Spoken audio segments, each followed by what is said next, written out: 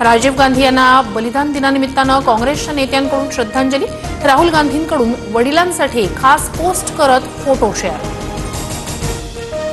पंतप्रधान मोदींच्या हस्ते उद्या नागपूरमधील सुभाषचंद्र बोस इतवारी रेल्वे स्थानकाचं लोकार्पण, व्हिडिओ कॉन्फरन्सिंगद्वारे दाखवणार मोदी हिरवा झेंडा।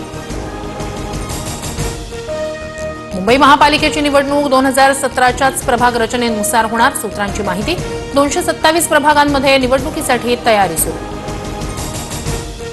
जानेवारीपासून राज्यभरात कोरोनाची 106 प्रकरणं, मुंबईत 95 नवीन कोरोना रुग्णांची नोंद, तर नागपुरात 6, कोल्हापूर जिल्ह्यात 3 कोरोनाची लागण। ज्येष्ठ शास्त्रज्ञ आणि अणुऊर्जा आयोगाचे माजी अध्यक्ष MR श्रीनिवासन यांचं निधन। पहिली संशोधन अणुभट्टी उभारण्यात डॉ. होमी भाभा यांच्यासोबत श्रीनिवासन यांचंही मोलाचं योगदान। राज्यात ॲप आधारित प्रवासी सेवेत विनाकारण फेरी रद्द करणाऱ्याला दंड भरावा लागणार। चालकानं विनाकारण फेरी रद्द केल्यास भाड्याच्या 10% किंवा 100 रुपये, तर प्रवाशाला 5% किंवा 50 रुपये दंड भरावा लागणार।